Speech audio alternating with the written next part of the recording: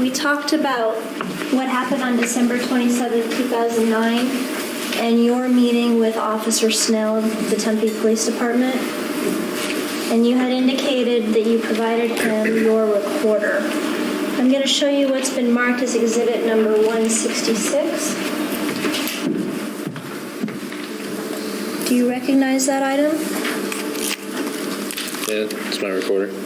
Was that the recorder you gave to Officer Snell? Yes. Is this the same recorder you used to record the conversations that we discussed? Yes.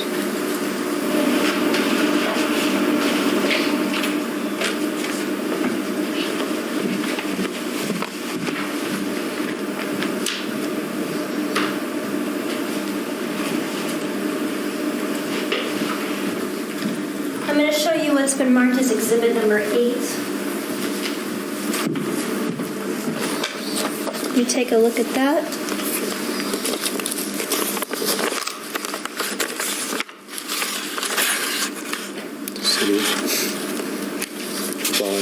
Was that a CD that you listened to earlier this afternoon at lunchtime here in the courtroom? Yes. And what was on that CD? Conversations. Okay, were those the same conversations that were taken off your recorder? Yes. And I'm going to show you what's been marked as exhibits number 186, 185, 184, 183, and 182. Can you take a look at those?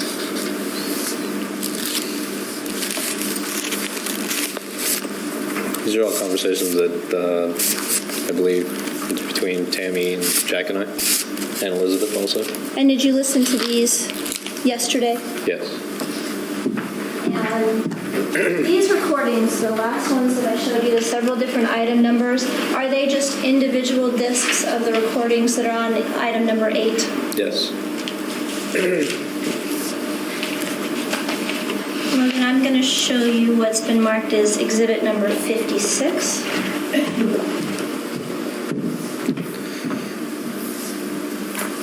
Would you go ahead and take a look at those?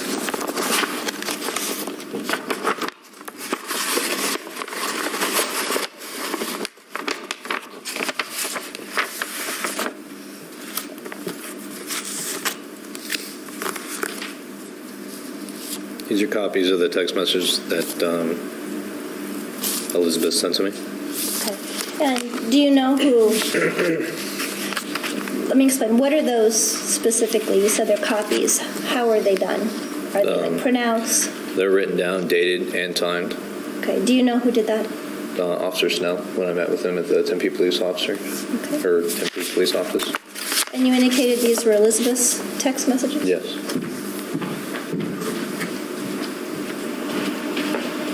And I'm going to show you what's been marked as exhibit number 38. Do you recognize this exhibit?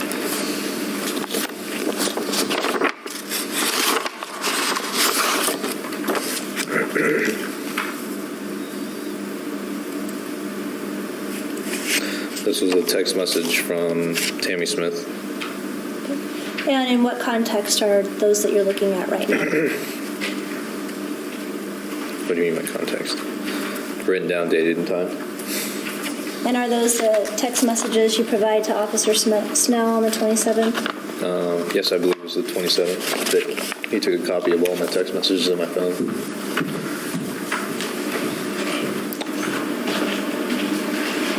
Your Honor, at this time I move for the admission of exhibit number 38. Any objection? No, Your Honor. Exhibit 38 is admitted. I move for the admission of exhibit number 56. Any objection? No, Your Honor. Exhibit 56 is admitted. And I move for the admission of exhibit number 186. Or are you going to move 182 and 186 all?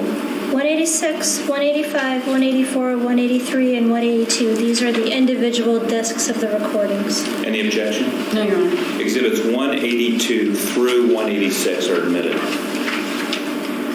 Your Honor, I'm also going to move for the admission of exhibit number 166. Any objection? No. Exhibit 166 is admitted. And I move for the admission of exhibit number 8. Any objection? No, you're on. Exhibit 8 is admitted.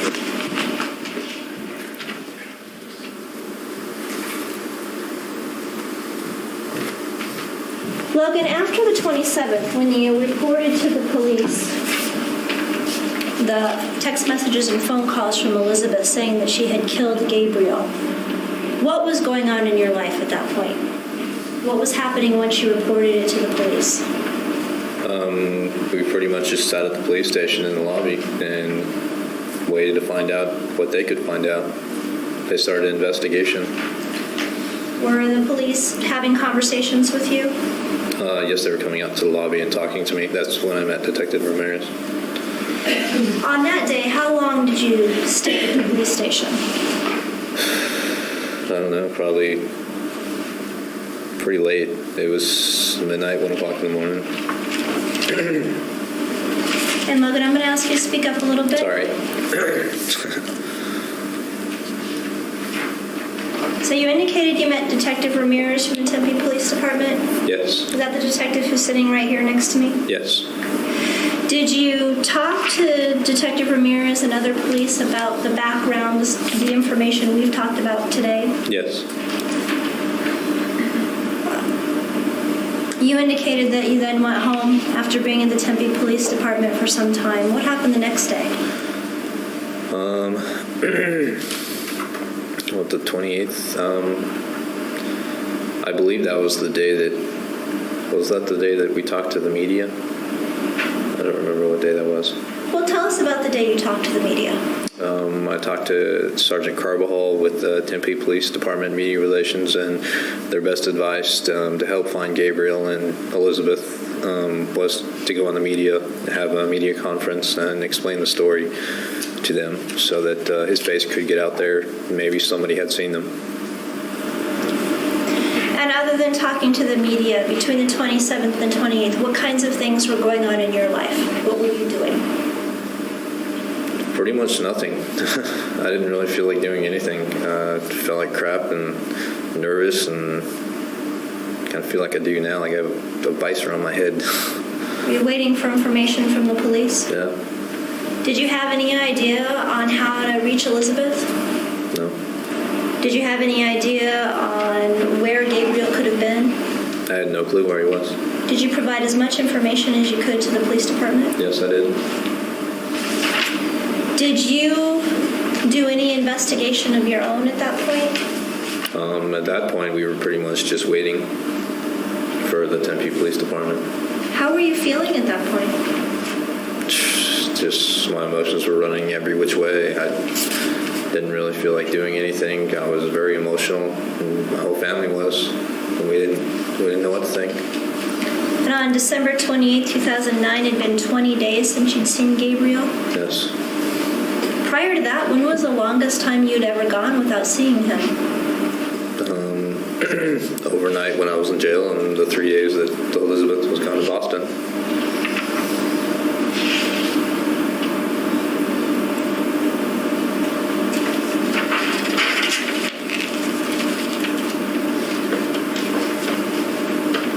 If Tammi Smith told the police on December 29th, 2009, that for you, your decision on adoption was up in the air, would that be true?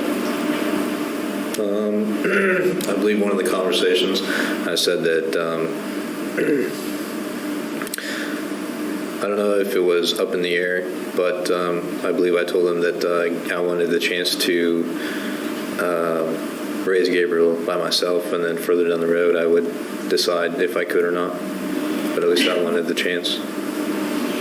After Elizabeth called you and told you that she had killed Gabriel, did you have a conversation with Tammi Smith where you told her to leave you alone and stop calling you? Yes, that was right after that court hearing. We had left the courthouse, and she had called to ask me how, she called and asked what happened in court. And that was a court hearing when? On the 28th. Tell us about that court hearing. Went to court that day, and the judge ordered a warrant for Elizabeth's arrest, and he ordered that I get full custody of Gabriel. Why did you tell Tammi on that day to stop calling you? because just through the phone calls and the text messages that we had, just the way that we talked and just the way she talked to me and the things that they were saying, and it felt like they were pressuring me a little bit to, well, kind of a lot, to kind of give up custody, and just the things that they were saying about the paperwork, and if I would sign it and they would send it to Elizabeth, and then they would wait 5 days for the custody paperwork to go through, and then Gabriel would be with them, and they kept pressuring me to try to do that, and just through all of that, I kind of, after that court date, I just told Tammi Smith to pretty much not call me. I said, don't call me. I don't want to talk to you anymore. I don't believe, I can't think of how the whole conversation went, but I said, I think you guys had a part in doing this and helping Elizabeth, and you've been talking to her throughout this whole time, and after that conversation, I hung up with her. What made you think at that point that they had a part in something to do with Gabriel being missing? I didn't know for sure, but it just really seemed like it, because just throughout the conversations that we had and what the conversations were about and talking about that, and them knowing Elizabeth's phone number, and them telling me that to just be calm and they want to handle this, and please don't call Elizabeth, and let them deal with it, and let them talk to Elizabeth, and just all this stuff, and just the way that they were, I don't know, it's kind of hard to explain.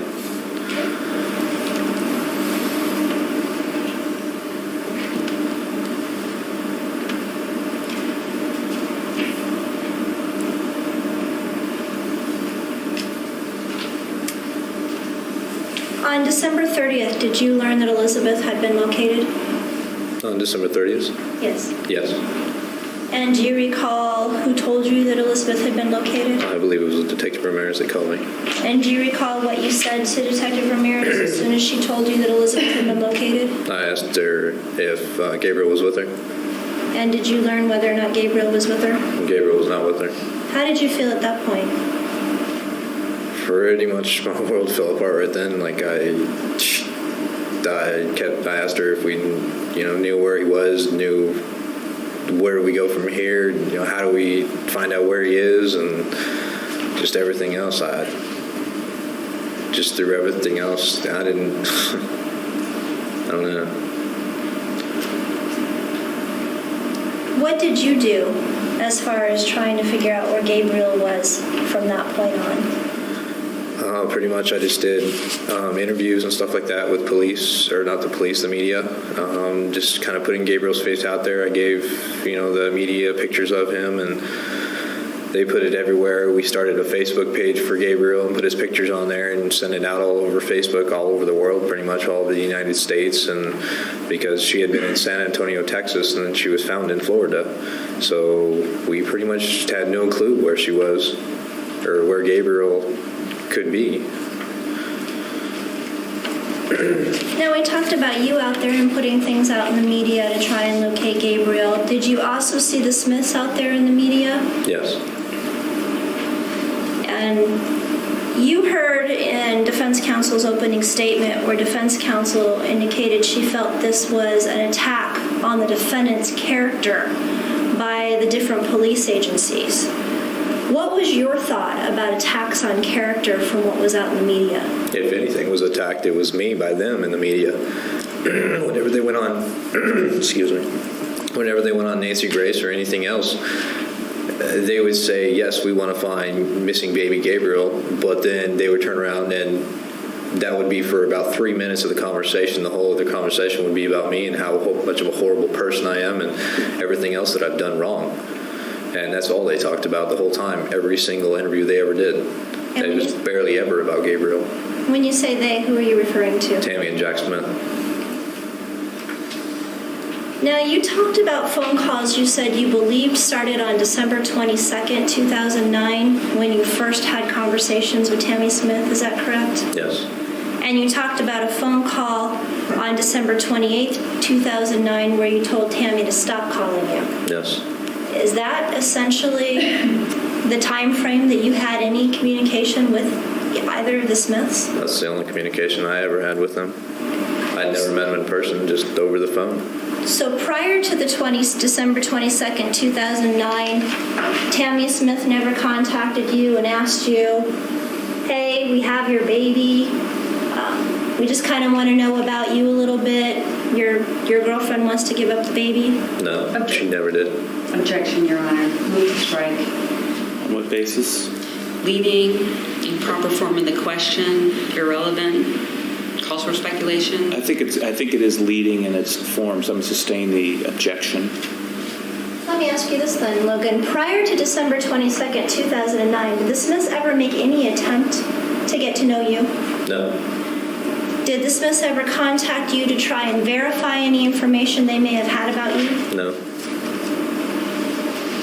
Did they ever sit down with you and talk to you prior to December 22nd, 2009 about the possibility of an open adoption? no.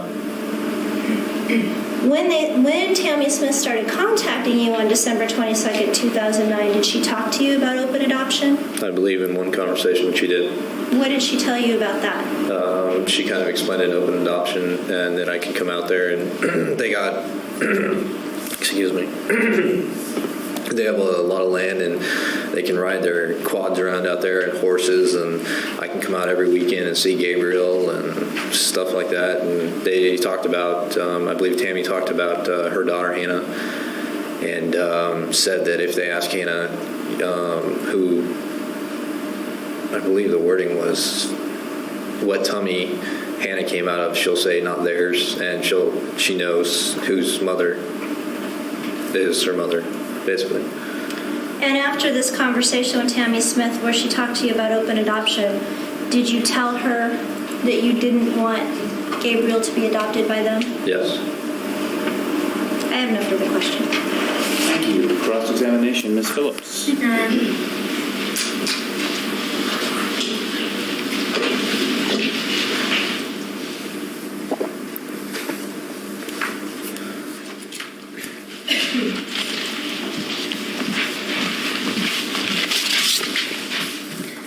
Good afternoon, Mr. McQueary. Let's talk a little bit more about you and Elizabeth, shall we? You have stated that you knew Elizabeth for several years before that you had Gabriel with her, correct? Yes. I believe you said you met in middle school. Yes. And you were friends with her brother. Yes. And that's how you got to know Elizabeth. Yes.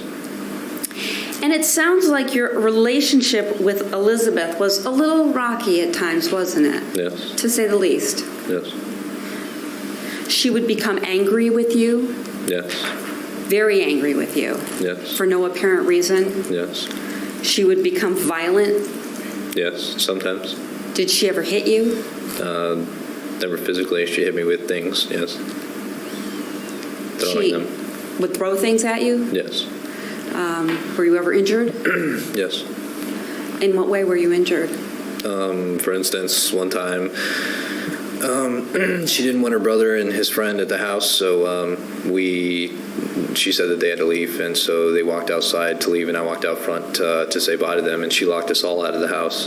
And my keys, my cell phone, everything were inside, so I went back through the back door to get in, and it was locked too, so I crawled through the doggy door, and when I was crawling through, she busted a few plates over my head, picked up an ashtray and threw it at me, and pretty much anything on the counter she threw at me, and I had cuts on my arms and on my head and pretty much everywhere when I was coming through to try to get my keys and my wallet and my cell phone.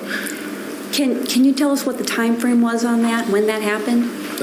That was before she was pregnant. Right before she was pregnant? I would say so, maybe a month before we found out she was pregnant. 2008? Yes. Okay, and then there were other times where she physically injured you? She threw things at me. Didn't really do much. I just kind of blew it off. You were able to duck? She had me with things, but I didn't really think anything of it. Okay. What kinds of things did she hit you with? Anything that was around, pretty much. She'd just pick up and throw. Ever any weapons? Not really, just kind of if there was a pan or, something sitting on the table, magazine or shoes or just different things. Okay, and is it fair to say that many of these incidences happened right before she got pregnant? Before and after. Okay. During her pregnancy?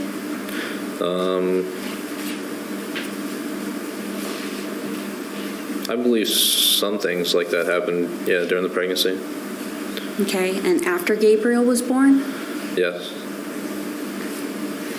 And you talked about how she destroyed 2 apartments, correct, on 2 separate occasions? Yes. And am I correct, one was before Gabriel's birth, correct? No. We had, when we first started dating, we both had our own houses. And then I moved out of my house and moved into hers. And then we got a house in Scottsdale. And she didn't destroy any of those. All of the houses, we had 2 apartments that she destroyed. And then we had a house in Scottsdale. And then after the house, we moved to Arkansas. Then after that, we got the trailer. Okay, so help me out, because I believe you had said on your direct examination that you lived in 2 different places 2 that she apartments that she destroyed. destroyed, yes. Okay, That can you was help me with the after. time frame on that? That was after. The apartment that we had when Gabriel was born, she destroyed. Okay. And then the apartment after that, too. Okay, and those were both in Arizona, Yes. both after One Gabriel in Phoenix were born? and one in Tempe. Okay, and both in 2009. Yes, I believe so. So if it was after Gabriel was born, it would have been between May 2009 and early December 2009. Yes. And so she destroyed 2 apartments in that period of time. Yes. And you said she broke windows, correct? She broke the windows out, And broke the mirrors? all in the bathroom. We had sliding glass door mirrors in our bedroom for the closet doors. She broke all those. Tore up was this also when she tore up the furniture? Yeah, and Gabriel's crib, everything, his swing. We had a big screen TV. She smashed it on the floor. Everything was torn up.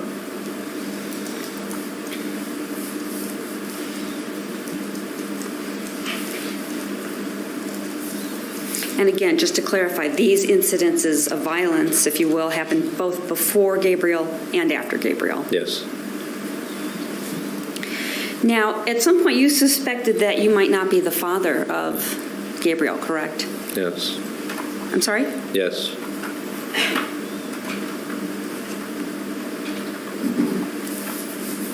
And was that because Elizabeth told you that? She sent it to me through a text message, yes.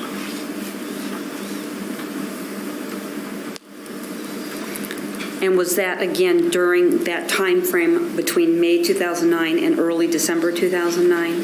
I believe that was right after we filed for custody, right after I filed for full custody. She texted me that and said that you may not be the father of Gabriel. Okay, so when you went into that hearing on December 17th with Judge McVeigh, I believe it was your testimony today that there was no discussion of other fathers at that hearing. Is that correct? No, because when the judge asked her if I was the father, she just said yes. Okay, so you're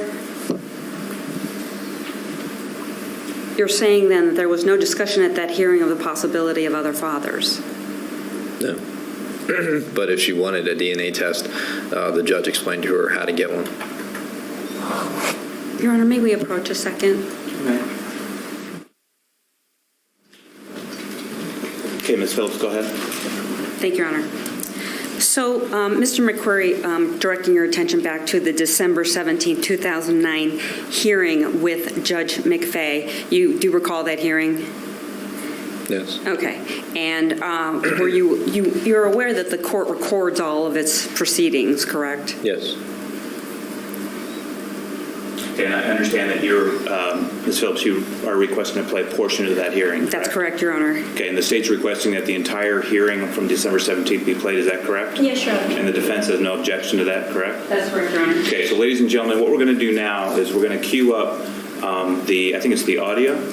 It is the audio, Your Honor. The audio from the December 17th, 2009 hearing in front of Judge McVeigh. So that may take a moment or two to queue it up. And I do need to have this marked, Your Honor. Okay. Let's go ahead and mark the DVD as an exhibit.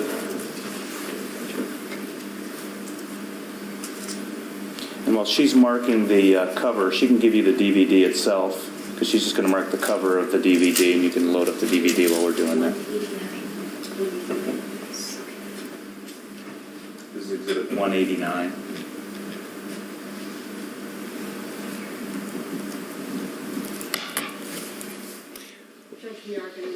I'm so sorry. Okay, and ladies and gentlemen, one of the cool things about this courtroom is we've got a lot of new technology where we can do things we couldn't do before. One of the difficult things about this courtroom is that it's all new, and we have to figure it out and make it work. And as everybody knows, sometimes technology works well and sometimes it doesn't. So what we're going to do, instead of having you just sit here for the next 5 minutes while we make sure it works, we're going to just take a brief 5-minute recess while we make sure we can cue it up. And then once we have it queued up, we'll bring you back in to play it. So we'll go ahead and let you take about a 5-minute break. So follow Kim. All rise for the jury. Of course, remember the admonition, and we'll see you in a few minutes. Okay, please be seated, everyone. All right, ladies and gentlemen, a little good news, bad news. The good news is it didn't take any longer than I told you it would take. The bad news is we realized our equipment's not compatible with the equipment we were trying to match with it, but we will fix it tomorrow. So what's going to happen is Ms. Phillips is going to continue with her cross-examination, and we'll get to that recording tomorrow. So Ms. Phillips, go ahead. Thank you, Your Honor. Okay, Mr. McQueary, directing your attention back to you and Elizabeth, please. How long, I'm a little bit unclear, I know you did testify about this, how long did you and Elizabeth live together between May of 2009 and December of 2009? You indicated it was kind of on again, off again, right? Well, after Gabriel was born, Yes, sir. we lived together most of the time. There was maybe 2 or 3 weeks in between that time where we didn't live together. Okay, and when would that have been? When Gabriel was born. And that's because you were in jail? Yes, I was in Tent City and worked furlough. And then the period of time where she destroyed our apartment and she went to Boston, and I got a new apartment, and Okay, she moved. and when, help me, do you remember what month that was? Let's see, Gabriel was born in May. He was maybe like a month and a half, 2 months old when she went to Boston. So sometime in, I want to say like late June, maybe after that. Okay. And I'm sorry I interrupted you. Okay, and then let's see, when she destroyed our second apartment, Gabriel was living with me and Elizabeth. I believe she lived at her grandfather's place for about 2-3 weeks, and then she moved back in. We got our own place together again, and that was the only time.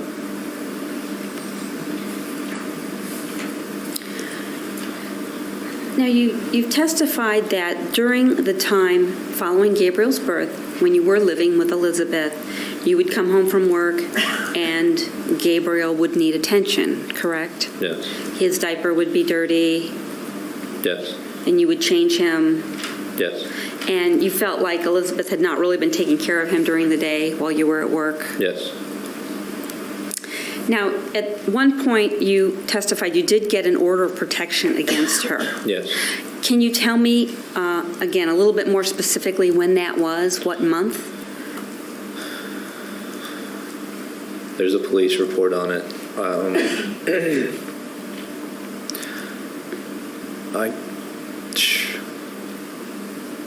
Okay, let me help you. It was after Gabriel was born? Well, yeah. Okay. We had the After first she came apartment back when from Gabriel was Boston? born in Phoenix, and then we got kicked out of that when she went to Boston, and then I got that place. I want to say, I can't. I wish I had a calendar.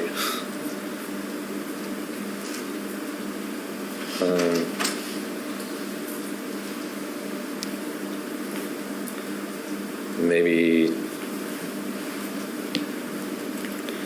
wasn't that long after Boston, so I want to say July sometime. Okay. No, we moved into that apartment in July. So, well, we only stayed at that apartment for like a month or two. So it was either, let's see, it was either July or August. Okay, thank you. Now, it sounds like maybe you were a little afraid of her. A little bit. I just didn't want to piss her off. I'm sorry? I just didn't want to piss her off. Didn't want to piss her off?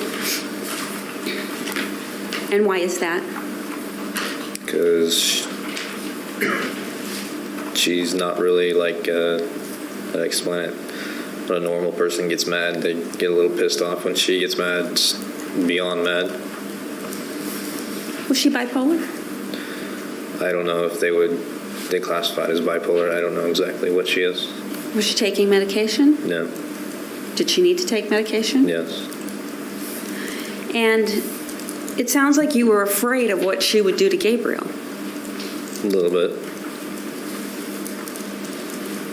Well, enough to where you got an order of protection for you and him. And that was the only way Gabriel could be with me instead of staying with her. And you had CPS investigate her. Yes. And again, can you help me with the time frame on that? I called CPS, I believe. I don't remember exactly the day I called. It was after Elizabeth and I had broken up. And they talked to actually Tammi and Elizabeth at the same time. And then they came to my house in December and talked to me. I'm sorry. I didn't understand your answer. It was after we broke up in December. Okay. After December 8th. I don't remember Okay, what and you day said- it was I called them. Okay. So after December 8th? Yes. And it was during the time that the Smiths had Gabriel? Yes. Okay. So it was sometime between December the 8th and December the 18th? Yeah.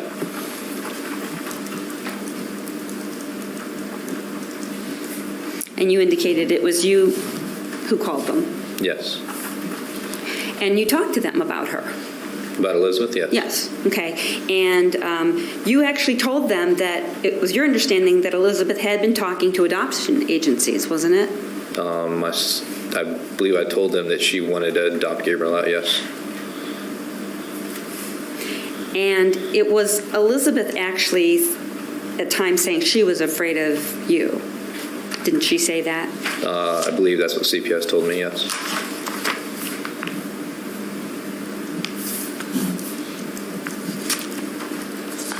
And at various times she accused you of stealing from her? I don't believe she ever did. She accused you of seeing other women? The only time she said that was after all this, after we broke up, I got a Facebook page in December because my family had Facebook and I only had MySpace. And then I added all my friends and she saw all the girls on there and she thought I was talking to them because everybody was popping up and saying, hi, welcome to Facebook. So she got mad. I'm sorry. And she got mad. Okay. She said, I can see your wall on Facebook. And this conversation was during a phone conversation with her after she had left with Gabriel, wasn't it? It wasn't a conversation that we had ever had. She actually, the only time, because I didn't even know that she was mad at me because of that, the reason I found out about that was, I believe it was on the media. It was an interview that she did. She said that on the media. Said that she was mad at me because I was talking to girls on Facebook. Because we never had any conversation like that at all. Okay. So she didn't accuse you of dating strippers? No. She was afraid of your drinking problem, though, wasn't she? She never told me anything about that. She never told you that she was afraid of your drinking problem? No. I never had a drinking problem. The only alcohol we had in the fridge was her wine, the Alizé, or whatever that stuff is. Okay, so you've never had a problem with alcohol? No. You've never had a problem with illegal drugs? No. Never had a problem with it. Well, maybe I should rephrase that. You've used illegal drugs? Yes. Objection. The basis? I believe this violates the court's previous order. As to the question about drugs, it does. As to alcohol, you can ask the question. maybe approach, Your Honor? I'm sorry. Well, I know, and I think it's an issue that we need to explore, and we will, but let's move off that topic and we'll come back to it. Thank you, Your Honor.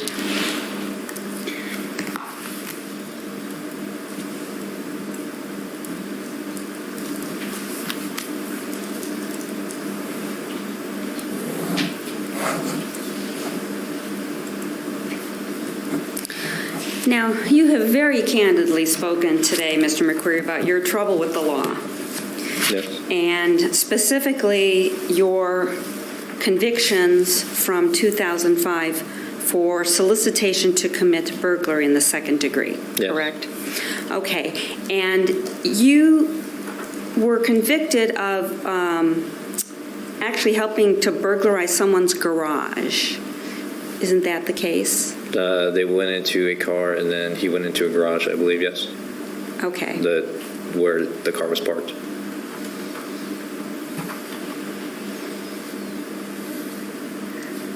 And you were placed on probation for that. Yes, 4 years probation. And, I'm sorry. 4 years probation. And you indicated that you violated that probation. Yes. And that you spent some time in jail because of that violation. Which violation? I'm sorry, there was more than one violation, wasn't there? There were 2 violations, right? Yes. Objection, Your Honor. Sustained, we'll talk about the one. Move to strike. The motion to strike is granted. The jury will disregard any discussion about a second probation violation. You can discuss the probation violation that was discussed on direct. You indicated during your direct testimony that you had spent some time in jail. Yes, absconding. Okay. And you, in fact, were in jail during the period of time that Gabriel was born. Yes. And most recently, you were charged with the crime that you talked about from October of 2011. Yes. Okay. And you moved out of Arizona in November 2011. Yes. And you signed a plea agreement yesterday regarding that case. Yes. And your testimony on direct was that you were charged with trafficking and stolen property in the second degree, correct? Yes. And that was basically, you were charged with taking your friend's Wii console and taking it to a pawn shop. Yes. And you pled actually to theft, a Class 1 misdemeanor, and placed again on probation, correct? Yes. Unsupervised Unsupervised probation.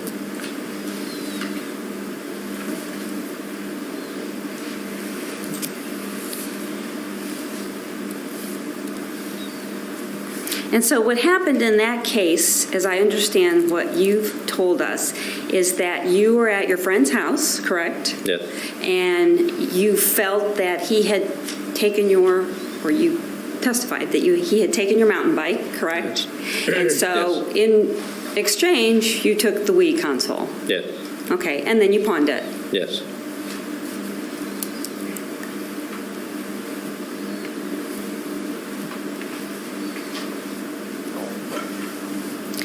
And you've testified that there was a warrant out for your arrest on this charge, Yes. but you didn't know about it. No.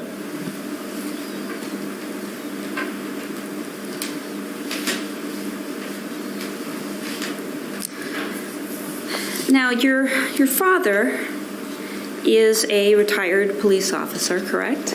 Yes. And that's Phoenix Police? Yes. And he's still a reserve officer, Yes. and that is also for the city of Phoenix. Yes. And it sounds like you and he are pretty close. Yes. And in fact, he was with you during much of the time that we're talking about here today, Yes. wasn't he? He was with you when you got the text from Elizabeth that she had killed Gabriel. He wasn't actually with me, but I was met up with him about 15, 20 minutes later. Yes. Okay, and you shared with him that information. Yes. And he went to the police department with you. He met me there, yes. And it was actually your father who suggested that you start recording your phone calls with Elizabeth. Yes. And it was your father who gave you the recorder. Yes. And it was your father that you suggested that you start recording your calls with the Smiths. Yes. And he went with you to pick up Gabriel at the trailer the day that you realized that Elizabeth was gone. Yes. Correct. Your He dad was drove with me you that because day, too. I didn't have a vehicle. Elizabeth had it. And he's come to court with you on several occasions. Yes. And he's helping you turn your life around. Yes? I'm pretty much doing that on my own. I just pretty much talked to him about it there.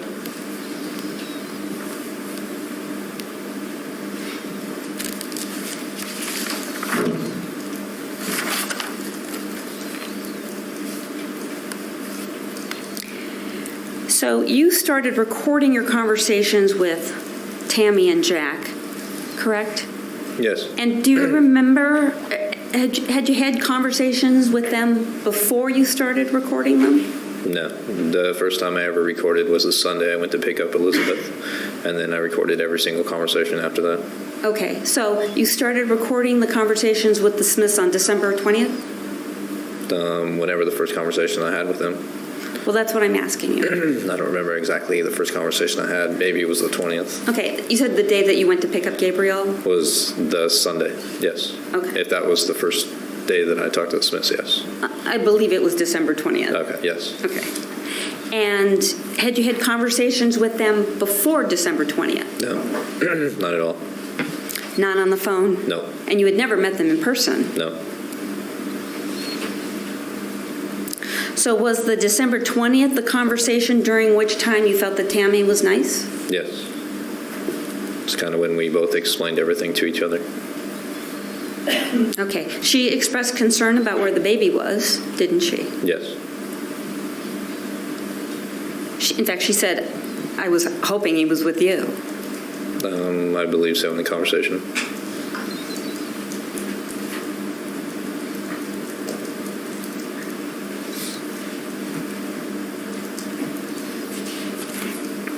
So again, just to clarify, because it's late in the day and I'm middle-aged and I confuse easily, you had never talked to Jack and Tammy until after Elizabeth had left for Texas Yes. with Gabriel. Yes. Now, when you were recording those conversations, you did not let Tammy know you were recording those conversations, right? No. And you didn't let Jack know that you were recording those No. conversations? I was told I didn't have to. Do you know how many recordings you have with the Smiths total? I didn't count. No. More than one? Yes, definitely. Several? Yes. 5? Probably. I couldn't tell you. Probably more than 5. Every single time I talked to them, I had my recorder in my pocket, except for one time. Okay, so more than 5 recordings you believe you have? I can't recall. Probably somewhere around there. Then maybe more. Okay, around 5 or maybe more? Maybe, yeah. And you never had any face-to-face meetings with them? No. So these were all telephone conversations? Yes.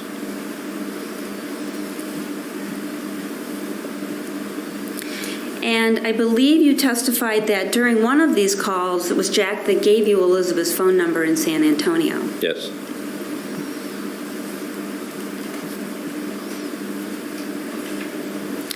And it's your testimony that they were both trying to get you to sign adoption papers, correct? Yes, both of them had talked to me about it. I'm sorry. Both of them had talked to me about it. Okay. And they explained to you that they were trying to get Elizabeth to come back. Yes. And you refused to sign the adoption papers you've indicated to us. Yes. Okay.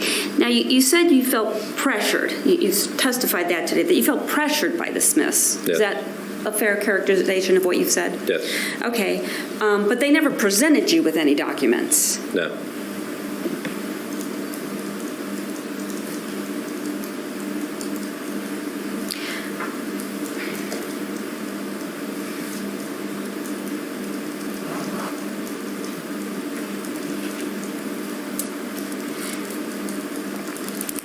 Your Honor, this may be a good place to stop. I need the recordings at this point. All right, ladies and gentlemen, we're at a natural break point for the day, so we're going to take that break point and make it our evening recess. Sometimes we'll stop around 4:30, anywhere between 4:30 and 5, and this being the first day, maybe it's a good idea to end closer to 4:30. So we're going to take our evening recess.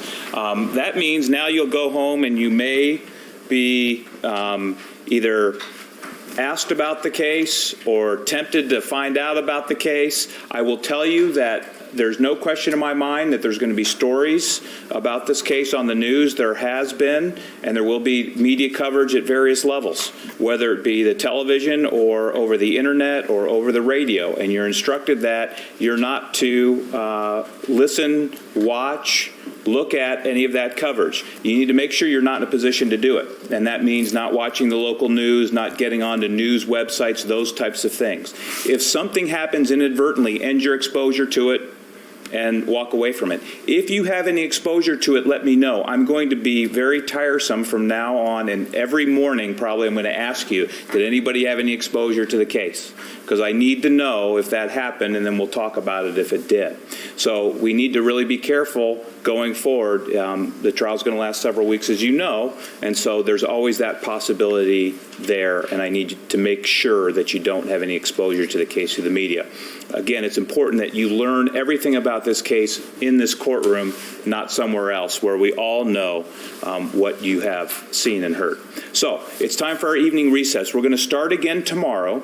If you'd come back, and for the time being, we're kind of figuring out exactly how we want you to come back, and how we're going to do it tomorrow is at 10:25 over here on the 6th floor, but on that other side, and Kim will come and get you, whether all together or in stages, and bring you back. We may set up a different system as we go. We're figuring out what's best for us. Happy to have suggestions, too, about what works and what doesn't work to Kim as far as the room and timing and all that. We're happy to take that into account. But for tomorrow, don't come into the courtroom. Again, 10:25 on the 6th floor over on the other side. Remember the admonition, and we'll see you tomorrow. All rise for the jury. And you can leave your books right on the chair, and we'll take care of them.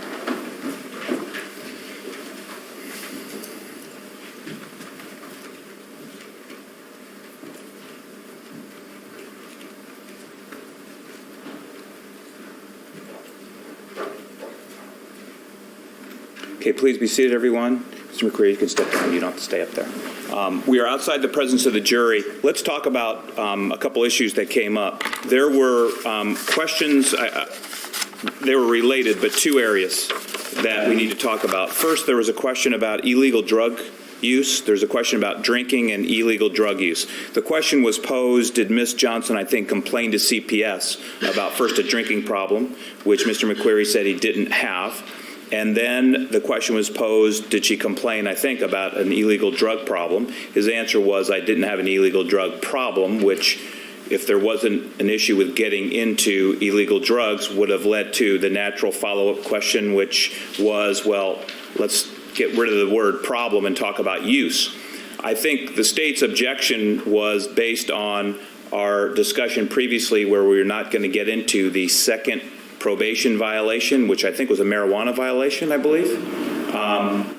And so I understand that whether we're talking about the second probation violation or the illegal drug use, he may have to some degree walked into it a little bit, but that doesn't to me open the door to allow you to get into illegal drug use or a second probation violation, unless you can somehow tie that illegal drug use into a relevant issue that you haven't done yet.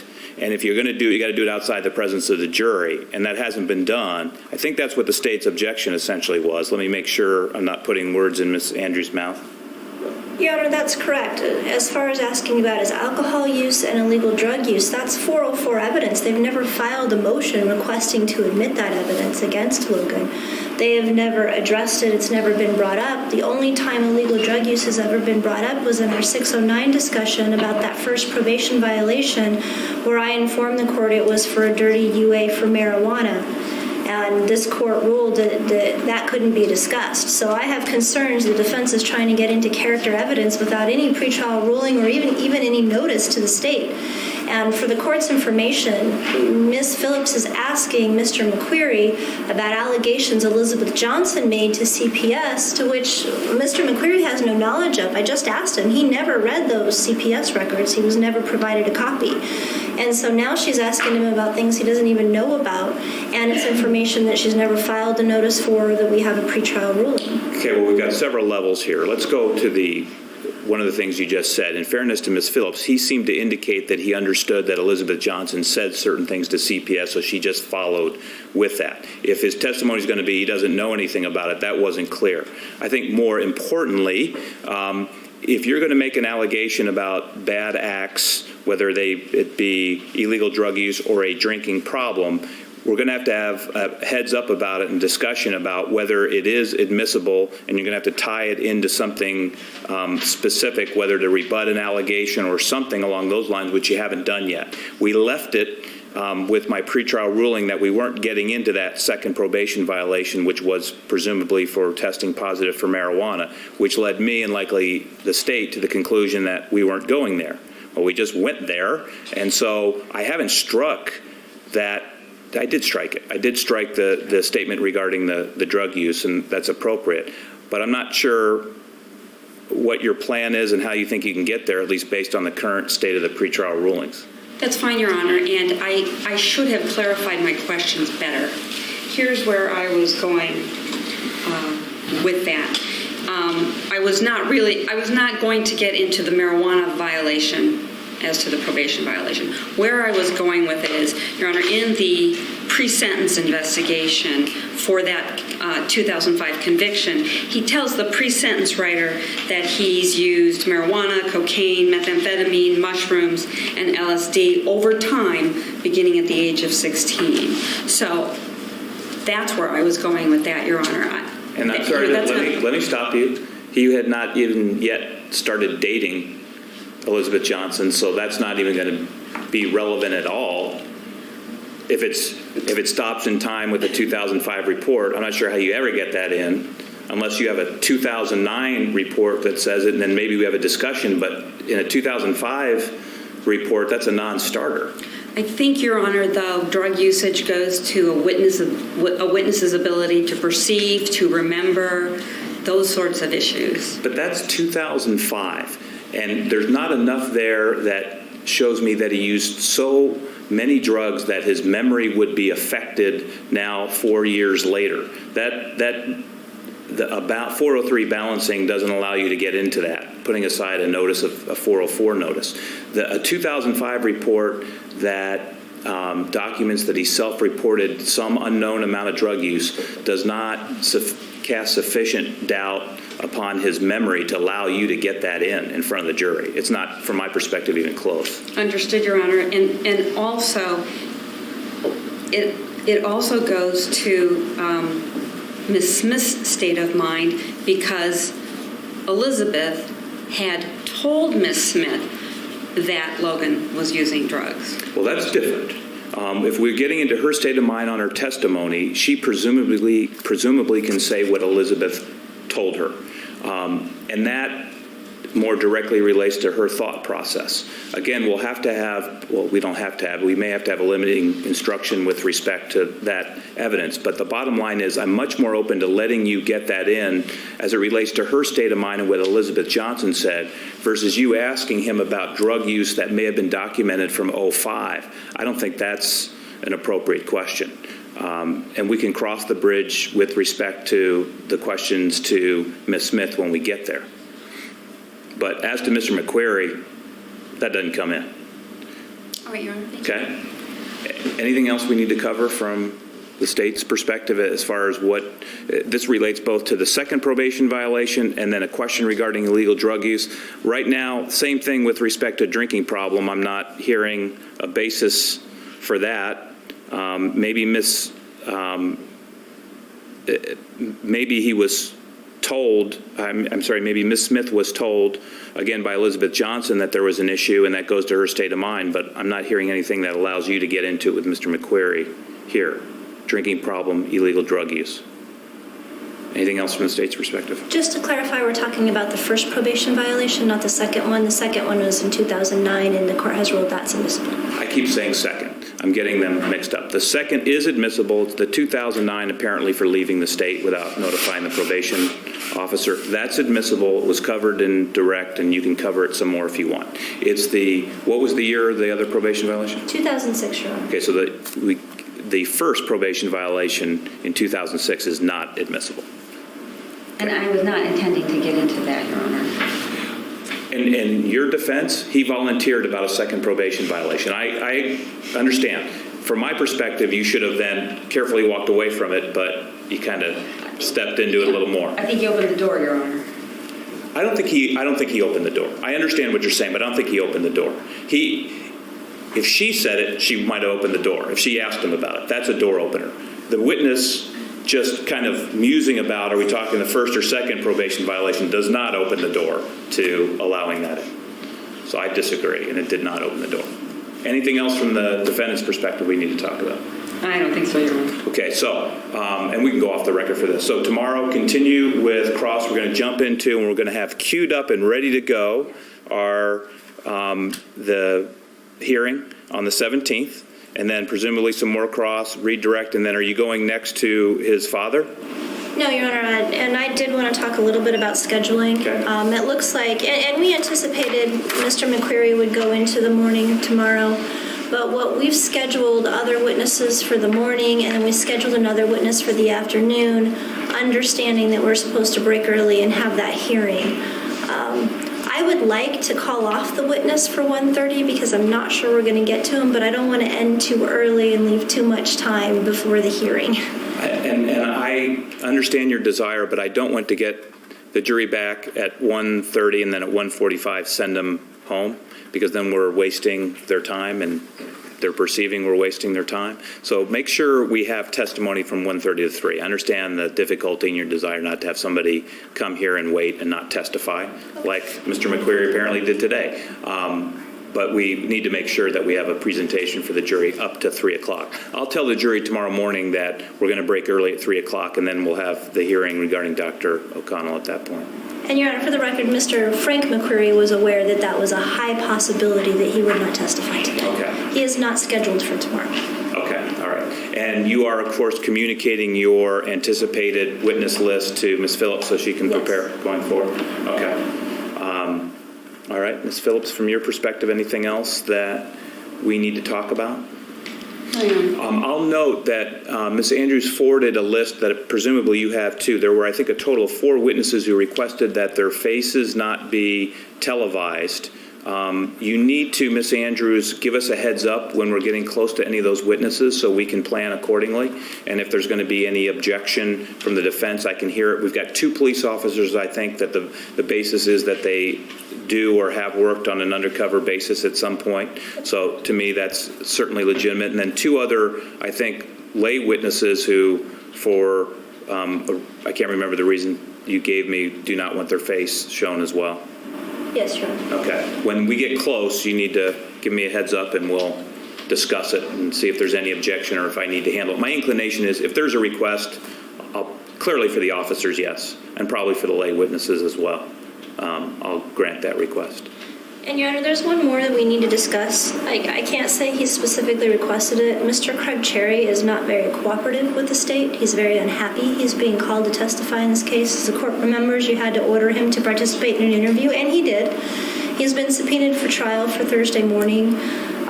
He's really upset about the media attention in this case, blames the state for it.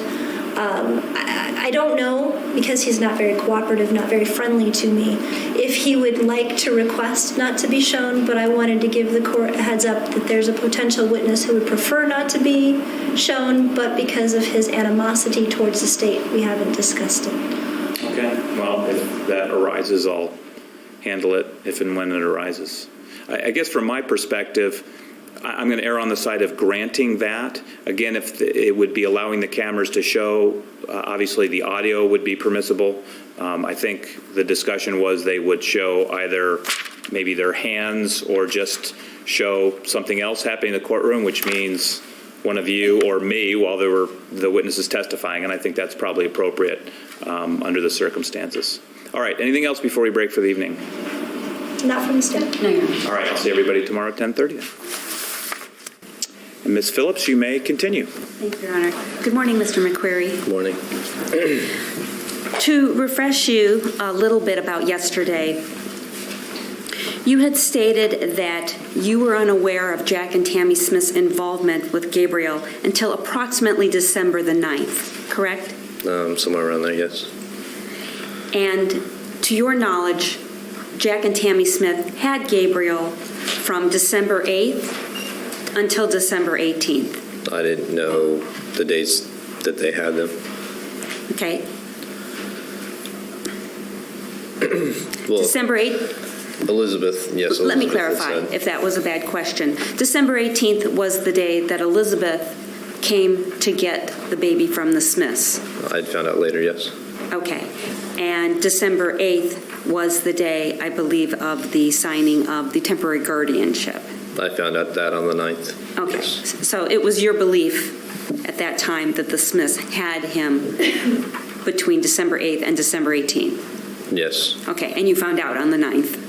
I found out on the 9th that he was with somebody, yes. But I didn't know who that was. Okay, fair enough. You did not, and again, we talked about this yesterday, you did not actually speak to them until December 20th. Somewhere around there, yes. Okay, after Elizabeth was gone. It was after Elizabeth was gone. And you filled out your paperwork with the court for paternity and visitation and custody approximately December 14th? 13th or 14th, something, yeah. And the hearing, the first hearing with Judge McVeigh was December 17th. Yes.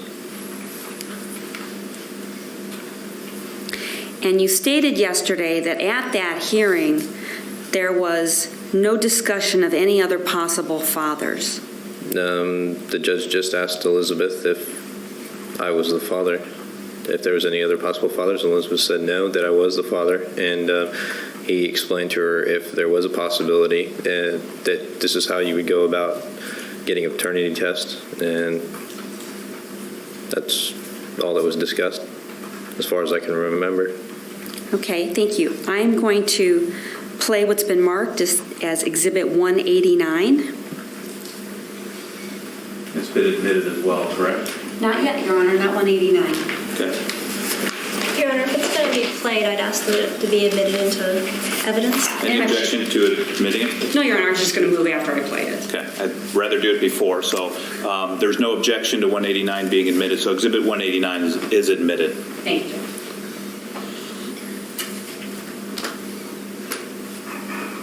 Thank you. Brad, we see this. This is episode 2000.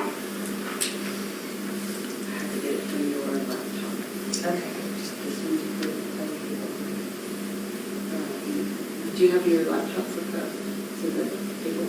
No? For the table? Yeah. Yeah. I think it'll play through the... Is it? Do you have the...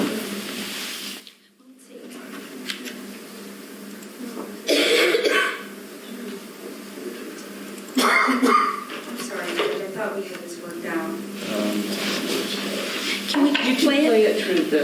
Yeah, I was just going to play it and to see if they could just hear it. This way. If you plug it in, it goes everywhere like that. All right, now watch your volume, because let's not blast people here. You don't have to take it. And so it's clear, we're not going to make the court reporter try and take this all down. Does anyone have an objection to that? No, Your Honor, and I just want to, are we playing the video of it or just the audio? Just the audio. I actually, this is a video. If we're going to play it, I think they should see the video. Any objection to playing the video? I don't object, Your Honor, but I have it set up to play the audio, and it's going to take more time to... Let's see how long it'll take us. We can set it up. If we have video capability, why don't we play the video as well? So we're going to have the magic screen come down for you. This is episode 2000. 007470. We're here for a return on a motion for temporary orders filed by Logan McQueary. Let's have the introductions begin from your name, please. I'll start it again, Your Honor, see if I have it set. All right. We have some basic information from the your child together. Okay. How old is your child? What's your child's name and how old is he or she? Gabriel Johnson. Okay. 7 months old. Okay. Let me ask Mrs. Johnson. Mrs. Johnson, Ms. Johnson, what's your son's date of birth? 5309. Okay, thanks. Mr. McQueary, are you on the baby's birth certificate? Do you have a copy? All right, Judge, I think we're squared for level. Let us stay. Thank you. Go ahead and be seated, please. This is FC 2009-007470. We're here for a motion for temporary orders filed by Logan McQueary. Let's have the introductions begin from your name, please. Johnson. Okay, thank you. Logan McQueary. All right. Let me gather some basic information from the two of you. Have a child together?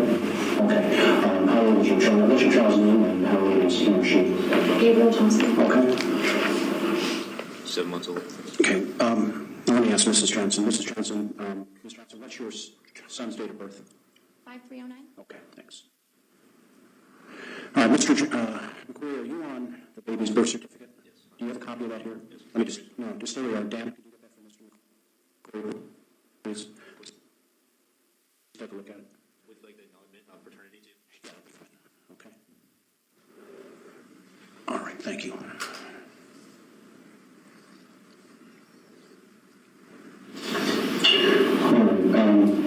Mr. McQueary is on the birth certificate and he signed the acknowledgement of paternity, so there's no dispute about his paternity, correct? There's no dispute about his paternity. What does dispute mean? No dispute that he's the father. He signed the acknowledgement of I paternity. think he's the father, but there are other possible fathers. Okay, well, as a matter of law, he's the father until the other was, okay? So, he is going to declaring Logan McQueary as the biological father of the parties' minor child, Gabriel. What's Gabriel's last name? Johnson. Okay, Gabriel Johnson. A male child born on May 3, 2009. May I see that, please, again?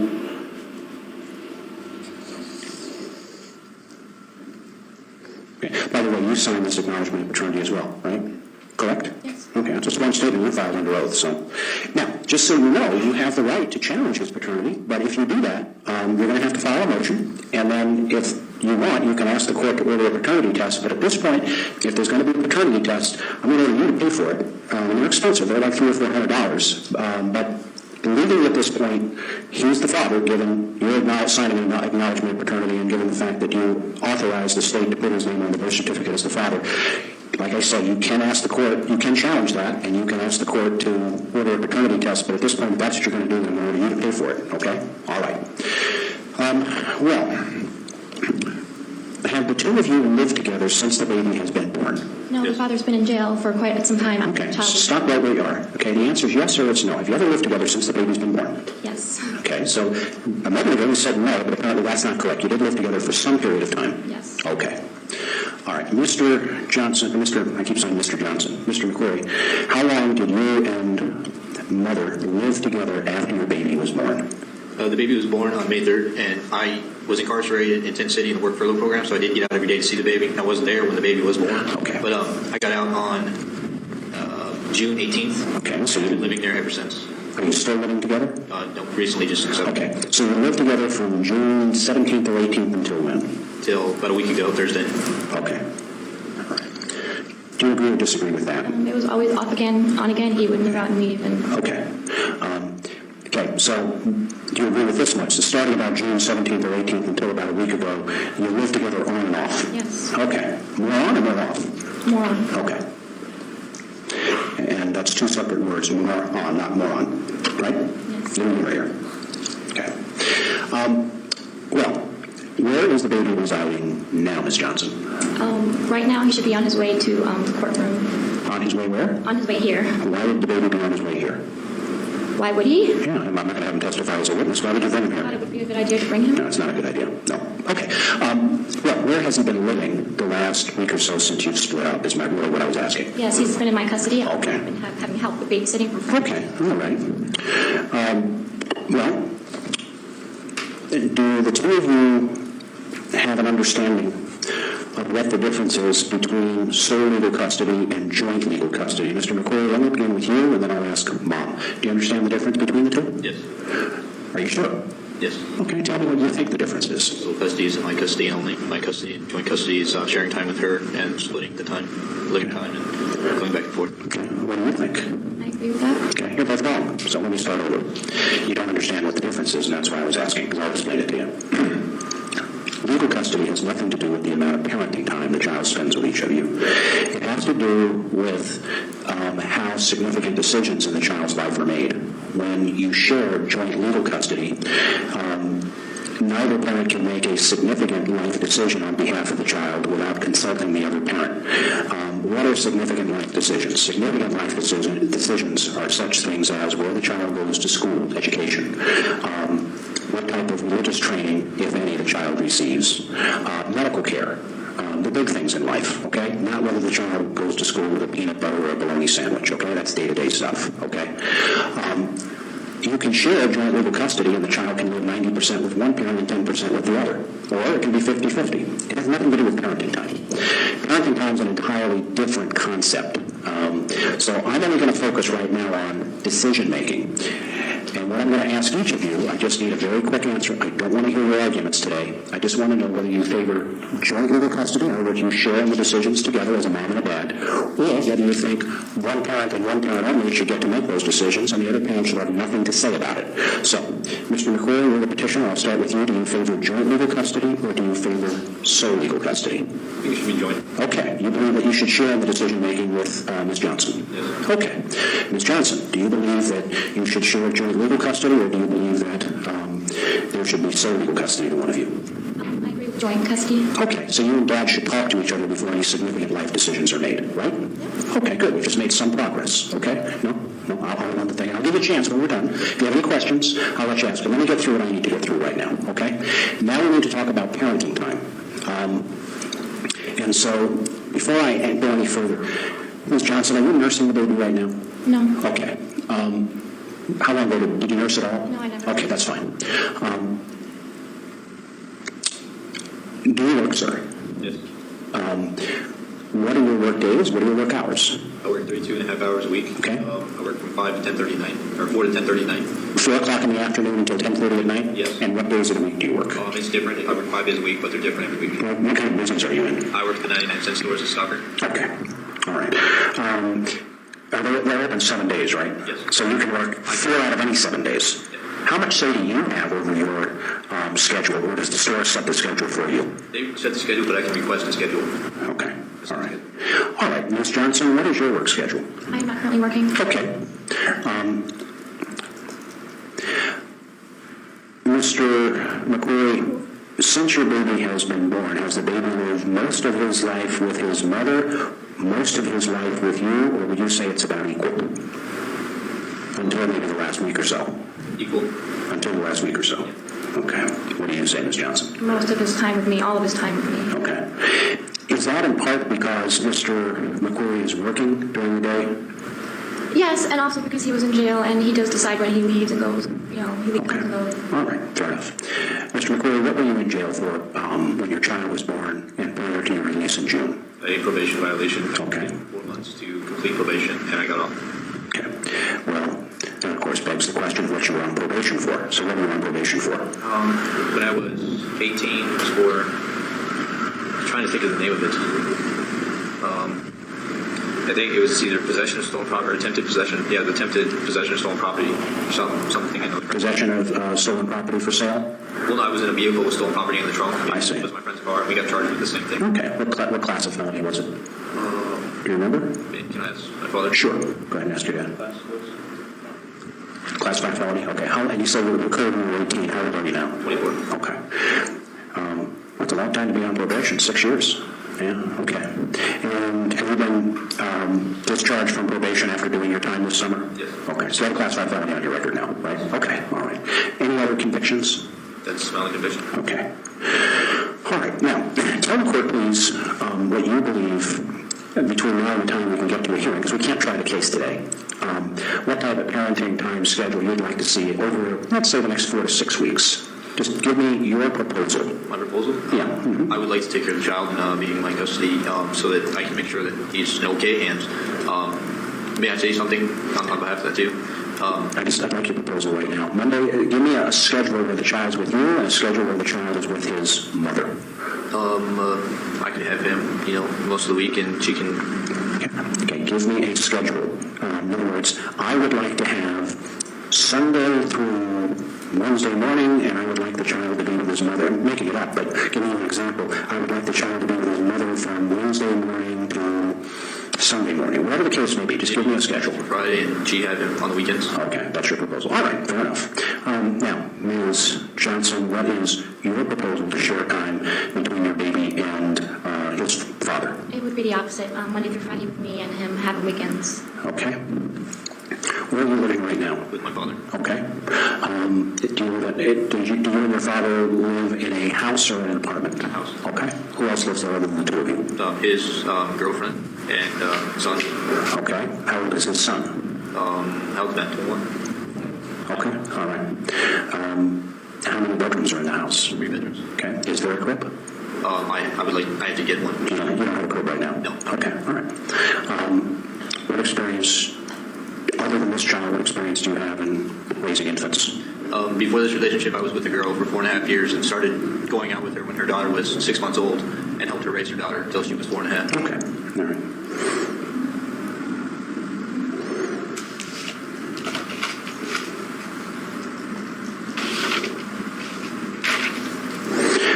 Is there any reason why the child shouldn't reside? And I want a brief answer. Any reason why Ms. Johnson, you believe, poses some sort of danger to the child? I read that you're worried about there being domestic upheaval between the two of you. I've only gotten your side of things, and I don't intend to try the case today.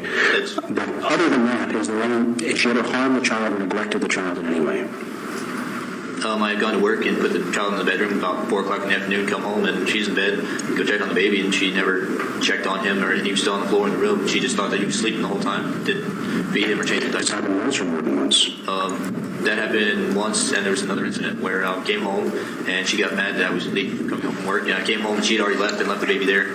And the baby was there in the crib crying. I talked to her there. Okay. Any direct reports to CPS against either of you? I talked to CPS about it. Yeah, they said they were going to do investigation on the both of us. Okay. And When did you file your CPS report? it was filed, the case numbers on the paperwork. It was last week.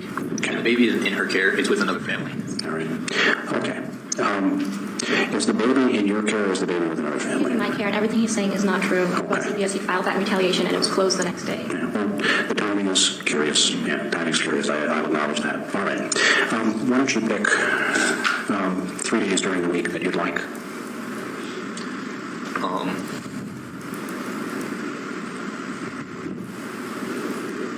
Can I do Mondays and Tuesdays and Saturdays? Okay, Monday, Tuesday, and Saturday. And then any reason that you're not available to care for the child on Wednesday, Thursday, Friday, and Sunday? I would like to request him have maybe Sunday instead of Saturday because I do go to, I take a class Sunday. Can I do Sunday, Monday, Tuesday? Sure. Sunday, Monday, Tuesday. Good. Okay, we made a little progress. I'm sure neither of you are completely happy with it, but there's some progress there. Okay? So, it is ordered that until the temporary order's hearing, actually, I was going to set it for a final hearing, Dan, and we'll order a parenting conference. It is ordered that the child shall reside with mother from Wednesday morning through Sunday. Wednesday morning at 8 a.m. until Sunday morning. What time do you go to class? In the afternoon. Okay, until Sunday morning at 8 a.m. and with father from Sunday morning at 8 a.m. through Wednesday morning at 8 a.m. We'll set this for a hearing or a parenting conference. And Dan, I'd say about 90 minutes. Are either of you receiving any forms of government assistance for the baby? Yes, I am. You are. That's fine. It's a 4D court then, 4D case, which means that I will not resolve the child support issue, but I will forward this to the assigned 4D court. We'll send forward this to the assigned 4D court in order that a child support hearing may be scheduled. Okay? Well, what assistance are you receiving? Medical assistance and food stamps, and I'm also on WIC. Okay. Yeah, that's going to be a 4D, so let's just send it on its way. Okay? All right. You leave here when I leave the bench. And before you leave here, Melinda, my clerk, is making out a couple of little lavender slips for you each, okay? And those lavender slips are for a parenting conference. What's going to happen at a parenting conference is someone from the court, on behalf of the court, a master's level or perhaps somebody with a PhD is going to do a parenting conference, and they're going to make a custody evaluation for the court, and they're going to put all that information in a written report prior to your hearing. What they will do at that parenting conference is they will interview they'll interview Dad, and we're going to gather a bunch of information that's really important for me to have and know about before the hearing. They'll put that in about a 10, 12-page report. They'll send a copy of that to each of you, and you're going to send a copy of that to me. I will read that before the hearing. I will expect that each of you will have read that before the hearing. It's extremely important. I'm not going to be favorably impressed with either of you if you fail to show up for the conference, you show up late, you conduct yourselves inappropriately, or if you haven't read the report before coming into the court. So please make sure that you have shown up on time, been polite and cooperative, and finally that you read the report before the hearing, because it's going to be an important report where you're concerned. I want to, and before I say anything further, Ms. Johnson, how old are you? I'm 23. You're 23, okay. From the little bit I know, this case has gotten off to a kind of an ugly start, a really ugly start. But there's been some progress here today. You agreed to joint legal custody. That's a positive. And neither of you seem to have a serious problem with sharing time. And I'm sure you think 4 days is too much for him, and you think 3 days is too much for her. But, the reality is you're going to share time with your child for the next 18 years. It's not going to be a situation where one of you is clearly unfit. It's not going to be a situation where one of you has no time with the child. You're going to have to share time. Sharing doesn't mean 50-50. Maybe it does mean 50-50 if the court finds that appropriate, but usually 50-50 is not the plan. The child needs an anchor. The child needs basically one place to call home. And that said, it's more important that he spend quality time with each parent rather than quantity time. But the thing the two of you have to get by is once you've decided you don't want to be a couple anymore, that's fine. Get rid of the notion that you need to be a couple and start focusing on the notion that you need to be a couple of parents. You're going to make your child's life miserable for the next 17 or 18 years if the two of you do nothing but attack each other and run the other parent down to your child. You're going to make your child's life miserable. You need to knock it off, and quite frankly, I'm going to put it as bluntly to you as I can. It's time for the two of you to grow up, okay? And just be a good dad and be a good mom. And part of being a good dad means being supportive with your child about his mother. In other words, encouraging the child to love his mother and to spend all sorts of time with her. And your responsibility as a mother is to do just the same thing, is to support your child's relationship with his father, even if you're not particularly crazy about him. Your child needs that security. So that's as much as I'm going to say to you now. We better settle Christmas here and now, or we're going to have a problem. So you're each going to get one of the 2 days. Do you prefer Christmas Eve or Christmas Day? Christmas Day. Okay. Do you prefer Christmas Eve or Christmas Day? Christmas Day. Okay. Thanksgiving for family. Okay. This year, you will get Christmas Eve. This year, you will get Christmas Day. Next year, it reverses itself. In 2009 and every odd-numbered year thereafter, father shall have the child for Christmas Eve and mother shall have the child for Christmas Day. In 2010 and every even-numbered year thereafter, mother will have the child for Christmas Eve and father will have the child for Christmas Day. Christmas Eve is defined as December 24 at 8 a.m. through December 25 at 8 a.m. Christmas Day is defined as December 25 at 8 a.m. through December 26 at 8 a.m. Do either of you have an order of protection against the weather right now? No. No? Okay. Don't do something that some parties do, and it will not sit well with your judge if either of you do it. Now, if either of you feel you need to take out an order of protection against the other person because something happens after today, that's fine. But don't move here and go to some other judge and put your child on the order of protection so that the other parent can't spend time with the child. That will frost your judge something fierce. You should only do that if there's something that occurs after today that is a danger to your child. Okay? That will not play well with the judge if either of you start engaging in those games. Father's already done that to me. Ma'am, it wasn't your turn to talk. Okay? What I'm saying is after today, don't start using your child as a pawn in orders of protection. Or you will draw the wrath of this court. Both of you. All right? Dan? March 26th at 8:30. Our hearing is March the 26th at 8:30. Okay? Thank you and good luck to both of you. All rise, please.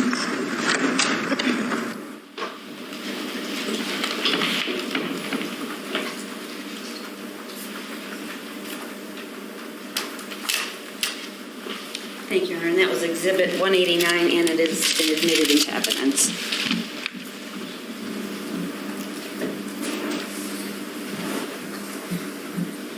So, Mr. McQueary, at the beginning of the hearing, did you hear Elizabeth say there are other possible fathers? Yes. I don't recall her saying that before. I don't recall her saying that before, But you heard it on the recording. obviously. And during that hearing, you and Elizabeth stipulated or agreed that you were the father. Yes. Okay. And so you never needed to take a DNA test, No. correct? Can you wait till I finish the question? Thank you, for purposes of the court reporter. So you didn't otherwise need to prove that you were the father? No. Okay, and shifting gears a little bit, we talked yesterday about how you had indicated that you had recorded some of your phone conversations with Elizabeth and the Smiths, correct? Yes. And you recorded all but one of your conversations with the Smiths, you said. Yes. Okay. And you recorded some conversations with Elizabeth. Yes. And I believe one of the conversations was actually cut off halfway through. It started like halfway through. With Elizabeth? No, actually, it was one with, I believe, Jack Smith. We'd gone over, or I listened to him again, and half of the conversation was actually missing, or the front half of the conversation was missing. The front half? Yes, I believe so. Okay. And I think that's one of the ones we're going to be playing, and I think it's fairly obvious. Yeah. Okay. And you gave copies of those phone calls to the Tempe police. Yes. Okay, I'm going to play for you what's already in evidence. We're going to start with Elizabeth's calls, Exhibits 182 and 183.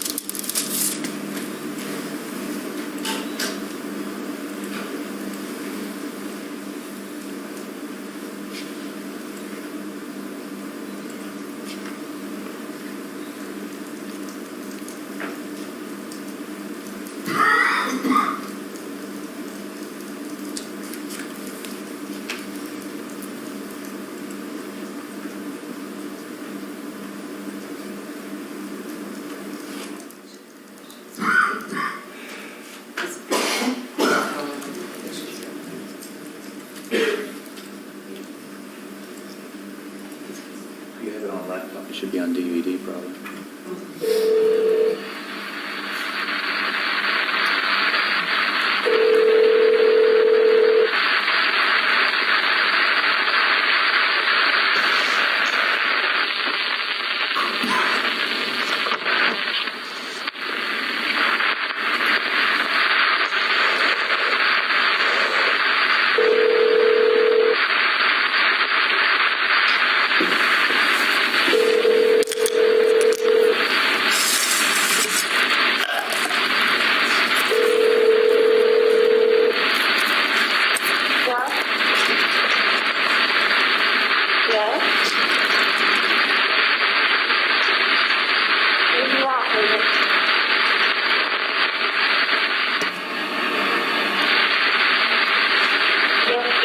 You're going around telling people things, making up things.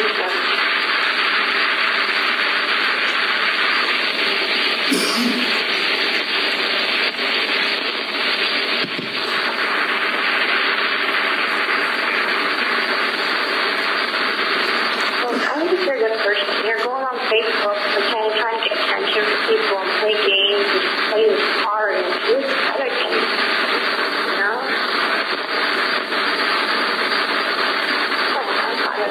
Or enough to me and see if you're doing it. I think it's really hard that you need people to push it. You're using this like to make it push.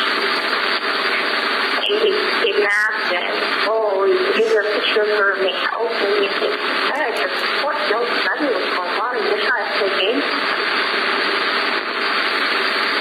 It's hard. I'm praying for me because you're harassing. You harass everyone I know and every single person that texts us. Christmas Day, you're harassing my roommate? No, she said you were over there yesterday by yourself. yourself and you're trying to smooth things over with some talk.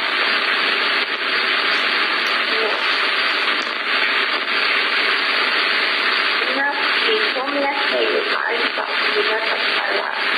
You are harassing me. You're threatening me. You won't leave me alone. You won't let me go. You won't let me have my own life. You don't have to child support. You don't want to do that. You think you don't have to do that.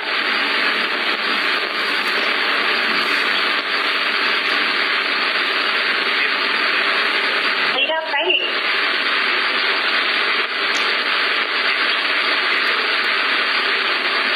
Why not? It's the best interest for him. Because I'm doing more for him than I'll ever do.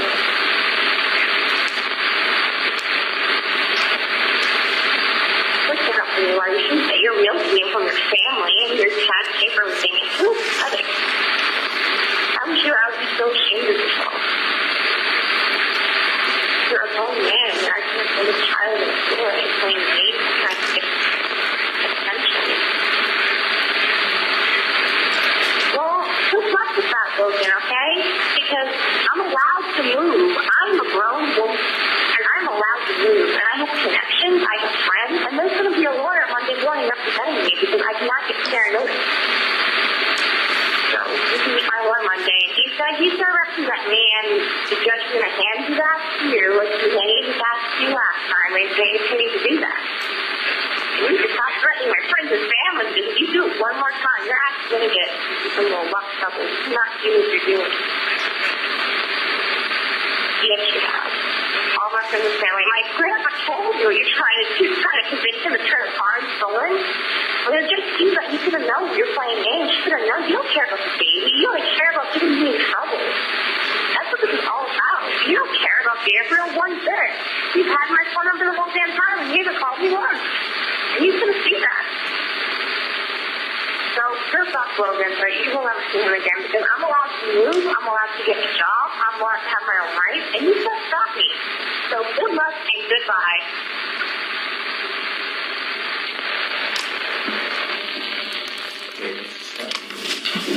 Counsel, I want you to put, before we play, Annie, let's put into context as of date and other things so the jury knows. Let's not just play conversations. Let's see if we can put them into context from a date perspective, if we have that. I will attempt to do that, Your Honor. Before we play it. Yes, sir. They're already in evidence. Oh, I know they're in evidence, but we don't have context for dates. So if you'd set it up before each time with Mr. McQueary, or at least what's on the exhibit. Okay, yeah, what's on the exhibit, it's not helpful. It just says Okay. that's a phone call. That phone call that we just listened to, Mr. McQueary, was a phone conversation that you recorded with you and Elizabeth after Elizabeth had left, correct? Yes. Okay. Do you know about what date it would have been? I don't recall. I don't even know. Okay. I know I believe that was her old cell phone before she shut it off, or because I don't believe that was her new. I don't know if that was her new number or not that Tammy and Jack gave me. I can't recall. Okay. I believe it was before Christmas. Before Christmas? I believe so. Okay. So sometime between December the 18th and December the 25th? It might have been after Christmas, like around maybe the 20th. Actually, now that I think about it, it might have been the 26th, the day before Elizabeth, because I went and had a conversation with her grandfather, I think like maybe a day or two before Christmas, and that's what she's talking about. Okay. And, Your Honor, it might be easier if we go ahead and play it, and then Mr. McQueary, it will jog his memory, and then he can put it in its proper I'd rather time, that, 'cause context. that's kind of 2.5 years Hang on ago. one second. There's no question before you. Wait for a question before you give an answer. Ladies and gentlemen, I know it's tough to hear. We're only hearing, in fact, one side of the conversation. It's just because of how it was recorded. We've got it turned up as loud as we can, so we're doing what we can to get you the information. So hang in there as best you can in terms of listening to it. And why don't you go ahead and play the next one. Thank you, Your Honor. And this is Exhibit 183.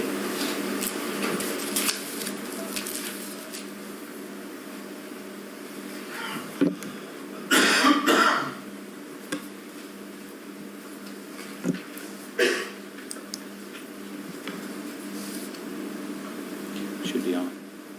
Should push play.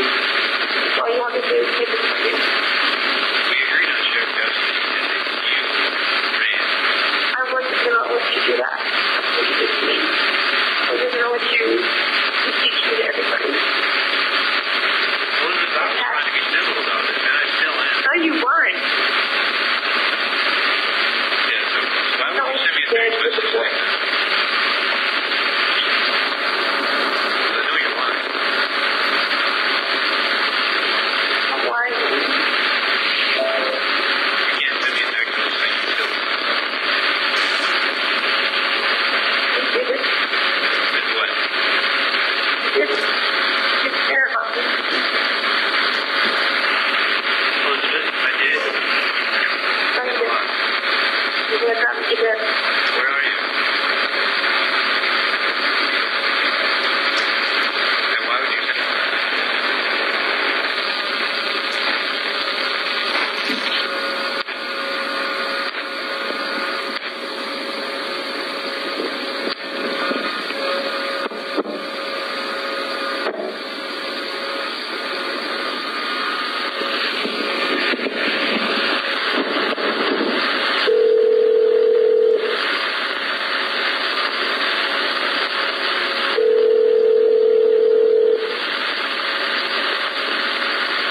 What do you want? Where are you? And why are you saying you took Gabriel?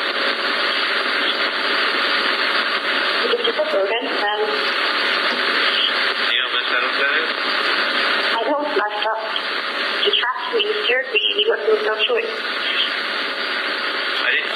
You were going to have an Amber alert on me? I was going to have a felony. What? I was going to have a felony. I was going to have a felony for kidnapping. This is murder. What is this? That's why you need to go to court and stop doing all this. What? I said that's why you need to go to court and stop doing all this. No, you should have been civil. You should have left me. I did nothing wrong. I was civil, Elizabeth, and I wasn't doing No, anything you wrong weren't. either. You went to your dad and betrayed me. You promised me you'd never do that again, and you did. You can't break promises to people. You can't lie to people. Elizabeth, you pushed me into this situation.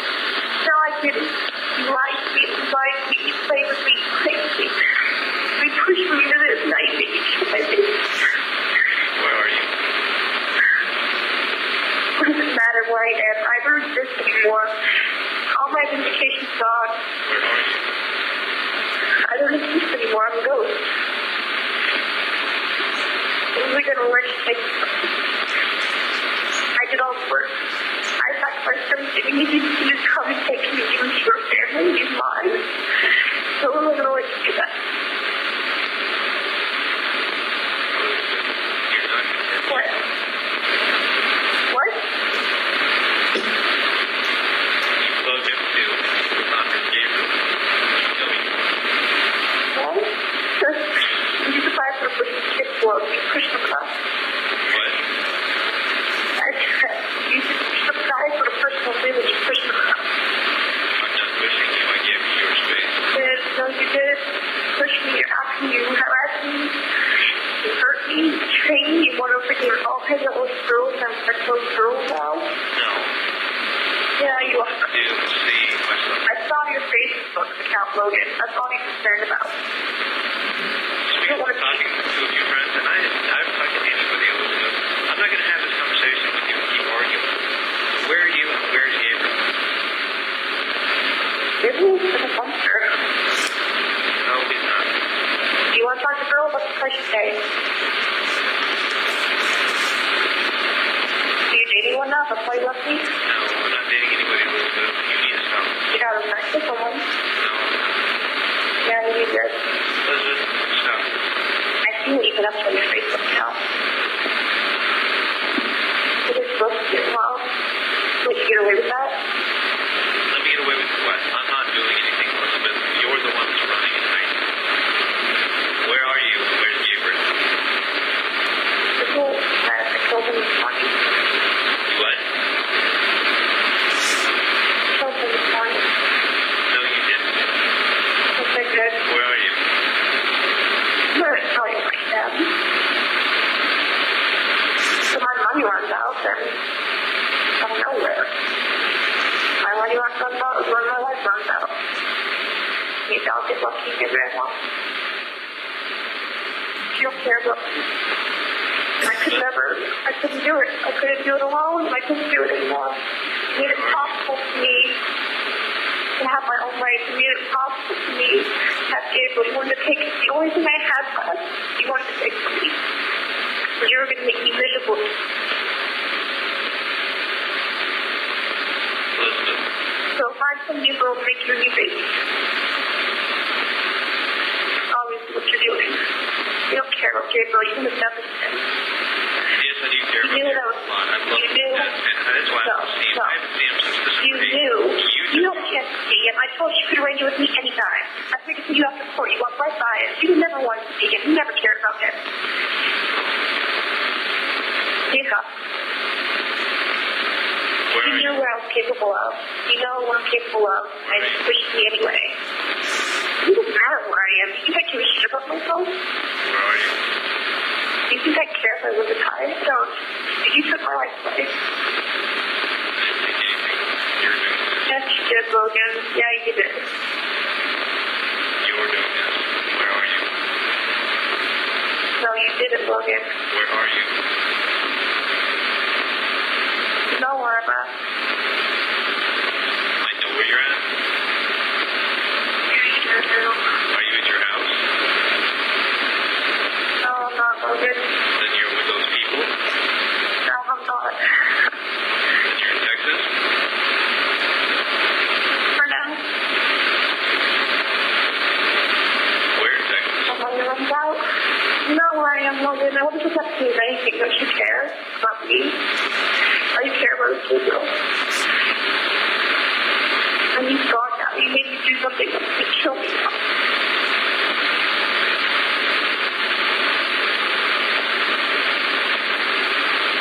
Why did you do this? I didn't do this. You're doing this. No, tell me. You're doing this. It's already been done, Logan. Tell me why you did it. Tell me, how? Tell you what? You're sick of me. You're sick of me. I didn't give you sex. You want to find sex somewhere else? That's what it was. No, listen. No, what was it? You need to stop this. What was it? I'm not going to have a conversation with you. Tell me. Tell me exactly where you're Tell at. me how you get sex. I'm not going to have a conversation with you until you tell me exactly where you're at. I'm standing still in Texas, Logan. You know that. Well, I So, thought you were going to make this more who do you difficult. sex with? I don't care about myself, Logan. I don't give a shit about myself. You just destroyed my life. I haven't destroyed anything.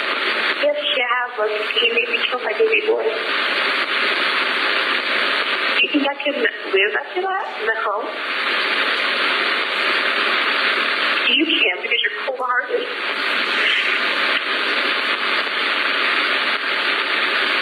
I don't love you. You used me. I have to go.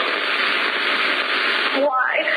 Because I'm going to sit here Well, why? on the phone with you What? and keep having a conversation with you at the meeting. There's nothing to tell. I told you, Logan. I told you. You made me do this. You did not hurt Gabriel. Because I said I suffocated them. I'm almost out and I suffocated them and he turned blue. Because I put him in a diaper bag and I put him in a trash can. I need to go. Why? Did you call the police? I need to go. Why? You're not going to talk to me about this? You don't care? You don't believe me? You knew I would do it and you pushed me anyway. I was giving you your space. I didn't push you. You need to knock this off. Don't Oh, think give me my space. Is you talking to other girls and having sex with other girls? That's giving me my space? I didn't want space. I wanted you to be there. You said for no reason. I need to go. And you betrayed me to your father and everybody. I didn't betray you. What did you just say? I need to go. No, what did you just say? I didn't betray you. You did. You hit your daddy and fucking did all the stuff on my back. I did nothing. You betrayed me by hitting me all those times and by yelling at all those Hitting you. Okay, you keep believing that, you son of a bitch. You don't remember several times you took a block off, smacked me in the head, smacked me in the face. I'm betrayed, Logan. I have emotional issues and you know that. I know. Okay, that has nothing to do with me being a horrible person. But now you've made me into a monster. Like you make all your girlfriends into monsters. I didn't do it. Can you tell me that you're... It's already done, love. It's already over with. It's done. I need to go. Bye.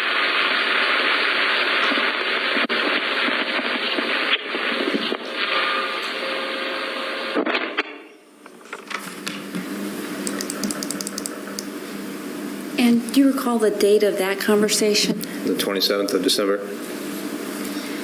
And that was after you received the text message from Elizabeth? Yes.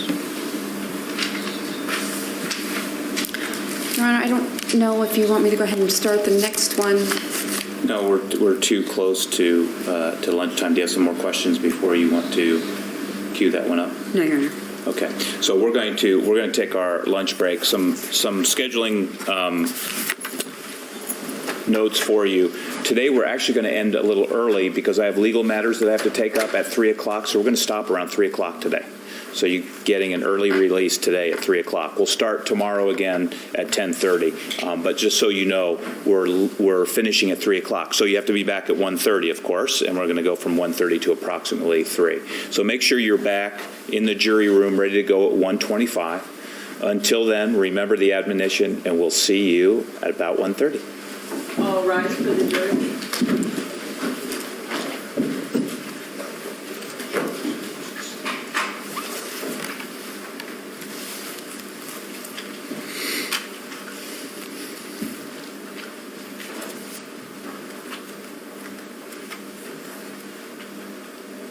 Okay, please be seated, everyone. Mr. McQueary, you can step down. You don't have to stay. We're outside the presence of the jury. Okay, this is not a criticism of anyone, but we need to do something about the inability for the jury to hear most of what was on those audio tapes, especially the calls. Now, I know that they are what they are. They're a pretty crude recording that was made by Mr. McQueary, but we have to find a way where the jury can understand as much as possible. I have it turned up as loud as it can go, so we can't get it any louder. I don't know if there's any way, and I'm seeking your input, on getting more of it to the jury. The way I thought, but I'm not sure we can do that, is have a transcript or something so they can follow. Now, we may not be able to agree upon a transcript or have it all transcribed because there's a lack of clarity down the line. But I will tell you that clearly, from my observation, the jury's struggling to understand even the side of the conversation that's theoretically clear, and that's Ms. Johnson's side. So I don't know what to do about that. They're missing a big part of it. You may be able to live with it, but it's frustrating from a presentation perspective, I know, for them. So I'll solicit any suggestions. Your Honor, if I may, there's a reason I didn't play those recordings yet after admitting them. We actually have recordings of, I believe we have transcripts of all of the recordings. However, I have not had anybody double check the transcripts to make sure they match what's on the recordings. We also have summaries of all the recordings that Detective Duplessis did. They are his summaries. They are not an official transcript, but they are contained in his police report. Detective Duplessis was scheduled to testify this morning. It was our intention of clarifying, making sure the transcripts that we have match the recordings, and ask the court to allow the jury to have the transcripts as they listen to the tapes. I didn't expect the defense to come in today and play these recordings. Well, we need to communicate a little better on multiple issues. That's one of them. Also, if you were going to request that the video part of the court proceeding be played, we needed a heads up on that because she wasn't ready for it, and I frankly didn't know that you'd want the video also. It's your right to request it, but what I'm saying, for presentation purposes, and it's not the end of the world, for presentation purposes, we need to have our act together so the jury's not sitting there. Now, I know things happen at trial, and again, I'm not too worried about it. I just want to make it smooth for the jury. And Your Honor, to clarify that, the FTR is a video. She played the audio portion from the video. So I had no idea she had no intention of playing the video. And I think that the communication should have been the other way around, because I had, until she said this morning that she wasn't going to play the video, I had no idea. We intended to admit the video ourselves later on in the trial, and we intended to play the video. And so that's, again, where I was confused until it started to play this morning. Okay. Go ahead, Ms. Phillips. May I respond, please? Regarding the recordings that we just heard, those are already in evidence. Those were offered by the state, and this was my mistake yesterday. I didn't object to their admission because I assumed that Ms. Andrews was going to play them. So when she didn't play them, I thought, just from a practical purpose, and that's why I wanted to check them this morning, we better find out what's on them. I did communicate with Ms. Andrews. She indicated to me that she had not listened to and these are copies of other, of the original recordings. And she had indicated to me that she had not double-checked to see what was on the copy. So from a practical standpoint, I checked them to see what was on them to make sure they were what they were supposed to be. And second of all, Your Honor, they were in evidence. They are in evidence, and the jury needs to hear them. And whether they hear them now or later, they were admitted through Mr. McQueary. I have no problem with the jury hearing them. What I'm concerned with is a presentation where the jury isn't listening to and hearing what's on an exhibit. So that's the concern. What should happen here is there needs to be a discussion about we've got audio or something that may be hard to understand. How can we make it better? If we have transcripts in existence that may allow the jury to read along and both understand, and then you get the feel for the tenor of the conversation, which I know is important in a situation like this, that would be great. And it's something we need to figure out. They're sitting there straining to hear, and I guarantee you they lost huge chunks of what was said. If there's an agreed upon transcript, we can solve a lot of that and at least give them our best shot. Right now, we're not giving them our best shot, and that's what's frustrating me. I have no problem with you playing it. You're entitled to do it. It's an exhibit. What I'm concerned about is a presentation that will allow the jury to hear what they need to hear. So we need to work on it. You two communicate very well, and you have together in this case, and I trust that you'll continue to do that. And what I'd like you to do is talk about it going forward. What's the best way to present the audio-visual information in a way that the jury can understand it and where we can reach an agreement. If you can't reach an agreement and I can help, I'm happy to help. If we have to sit here and listen to audio that the jury can't understand, that will be frustrating for everyone. And so that's why I raised it now.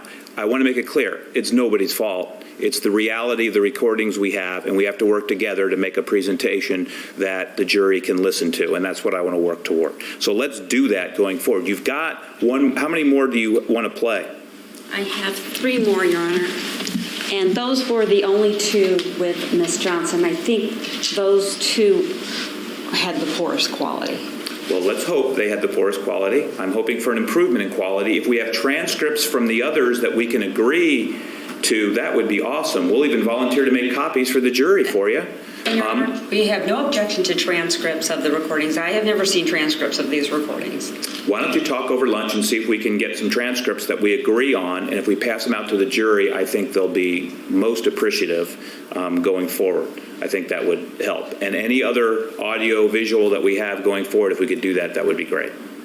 Okay, so we have some more cross-examination. You want to play some more audio? Yes, Your Honor, the next 3 CDs are Mr. McQuarrie's phone conversations with Jack Smith, and then 2 with Tammi Smith. Okay. All right. And then you'll finish your cross probably shortly thereafter. Yes, Your Honor. We'll have redirect, and then we'll get into our next witness after 1:30. And then we'll stop at 3 for oral argument on Dr. O'Connell's testimony. Anything else we need to talk about from the state's perspective? No, Your Honor. Anything from defense's perspective? No, Your Honor. Thank you. All right. I'll see everybody at 1:30. And let me know if you have an issue on the audiovisual that I can help you work through. We're happy to help. All right.